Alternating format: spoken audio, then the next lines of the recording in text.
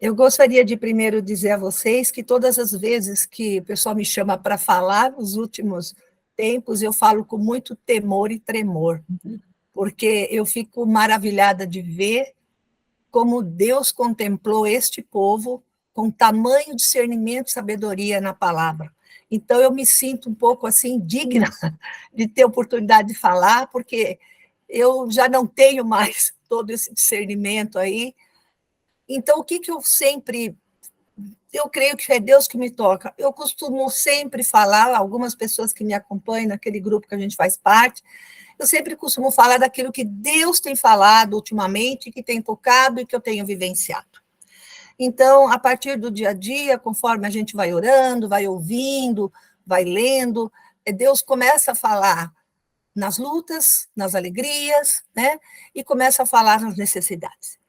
E a palavra de hoje, quando foi pedida para mim, eu estava assim, o que eu vou falar? Uma reflexão bem curta, bem simples, peço desculpa aos irmãos, se por acaso não for muito de acordo.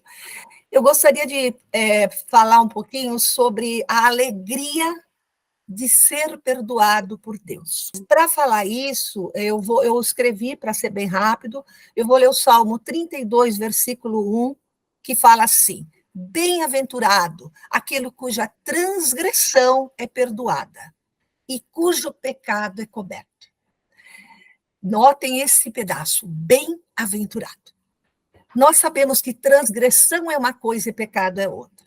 A transgressão é desobedecer, é falhar, é não cumprir o que você tem cumprido, o que você tem que cumprir. Vamos usar a palavra de Deus. Pecado é a consequência da transgressão. Quando ele fala, bem-aventurado aquele cuja transgressão foi perdoado, maravilha. Mas quando ele fala, cujo pecado foi coberto, eu fui ver, é coberto, fui lembrar um pouco. Antigamente, quando se fazia sacrifício de animais, era derramado sangue, e aquele sangue cobria, entendia-se que o sangue cobria o pecado. Após a morte de Jesus, o sangue de Jesus cobre o nosso pecado. Para eu falar da alegria de ser perdoado, então eu tenho que voltar um pouquinho e falar de pecado. Eu sei que hoje já foi falado. Pecado é uma coisa terrível. É uma coisa que ele começa na nossa vida da pior maneira possível. Qual maneira? Não nos convencendo de que aquilo é pecado. Não nos alertando porque aquilo está errado.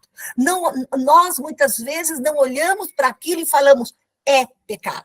Nós encontramos justificativas. Não, é minha opinião, isso está justo, afinal de contas aconteceu aquilo. Não, Deus vai entender. E, no fundo, aquilo já está nos separando de Deus, porque é pecado. O pecado é tão terrível, mas tão terrível, que eu fico pensando, ele é muito pior do que uma perseguição. Ele é pior do que a fome, ele é pior do que a morte, ele é pior do que a solidão, ele é pior do que a injustiça. Por isso o pecado afasta-nos de Deus, impede-nos de ter comunhão com Deus. Então, diante disso, o que acontece? Nós estamos ignorando a Deus. O versículo de Isaías 52, 9 fala mais ou menos isso, mas as suas iniquidades separam você do seu Deus. Eu vou falar mais ou menos com as minhas palavras, você sabe que eu me perco se eu começar a ler. Eu gosto de falar, mas não me prendo muito a texto. Os seus pecados escondem de você a face de Deus. E daí o que acontece? Você não ouve Deus. Esse é um perigo muito grande. Esse é o pecado. Mas quando nós, louvado seja Deus, falamos, está errado, eu vou pedir perdão para Deus, aí começa a bênção. Então, nós vamos lá, nos prostramos, nos convencemos, às vezes alguém ajuda a nos convencer, né, de que aquilo é pecado. E daí nós vamos diante da presença de Deus e pedimos, Senhor, me perdoa. Tudo bem, todo mundo fez isso aqui, todo mundo sabe fazer, todo mundo faz. Mas o meu objetivo hoje é assim, o que esse pós-perdão produz na sua vida? Porque quando ele fala bem-aventurado, eu parto do princípio que é uma grande coisa. Esse perdão tem que produzir em nós, além da paz, ele tem que produzir gozo, alegria, felicidade, regozijo. E muitas vezes A aflição do pecado faz mais volume, mais barulho do que a alegria depois que você é perdoado. E isso está errado, né? Então, eu ouvi isso, estava pensando nisso, e meu coração, assim, ficou muito, Senhor, ser perdoado é sentir-se, perdoado é sentir a alegria da vida. Ser perdoado é mais importante do que conseguir aquelas bênçãos lá. Então, vamos supor, eu fui curado, né? Eu não sou mais perseguido, eu não tenho fome, eu não estou sozinha, minha família foi restaurada. Ser perdoado tem que produzir em mim muito mais alegria, muito mais do que as bênçãos as quais nós buscamos. Então, pedir o perdão de Deus tem que ser fonte de alegria na vida do homem. Se o perdão de Deus é um mero diálogo com Deus, e daí você fala, ai, tudo bem, já estou perdoado, a chance de reincidir no pecado é maior. Não que nós vamos parar de pecar, mas a chance de nós nos vangloriarmos, porque eu pedi perdão, porque Deus perdoou, é muito maior. É muito maior.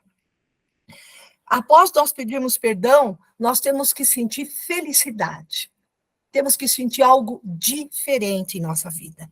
Esse momento, eu diria, eu tenho pensado nisso, se eu estiver falando alguma besteira, depois alguém, por favor, me corrija, que ele tem que ser dado um valor muito maior, muitas vezes, do que o jejum, do que aquele momento de oração, do que aquele estudo. Todas essas coisas têm que ser feitas. Estudo bíblico, ministrações, você tem que ministrar, você tem que orar, você tem que procurar o irmão.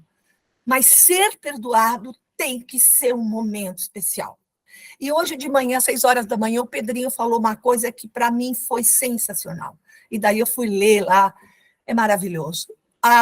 Quando Jacó e Esaú, né, eles se encontram, ele fala ali quando houve perdão, aquele abraço, né?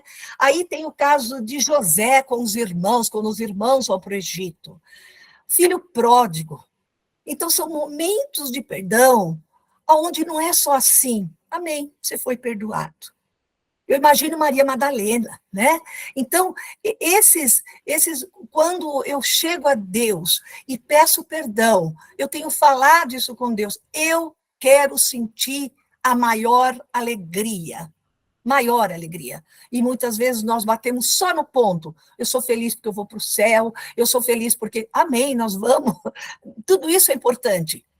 Mas ser perdoado é muito maior do que nos livrar da morte. Porque a morte não nos separa de Deus. A fome não nos separa de Deus. A perseguição não nos separa de Deus.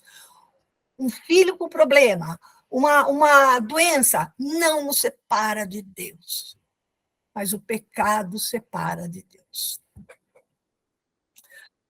Então, eu acho, o tema, né, que pediu, qual é a sua alegria, qual é o sentimento após você sentir o perdão de Deus? Era isso.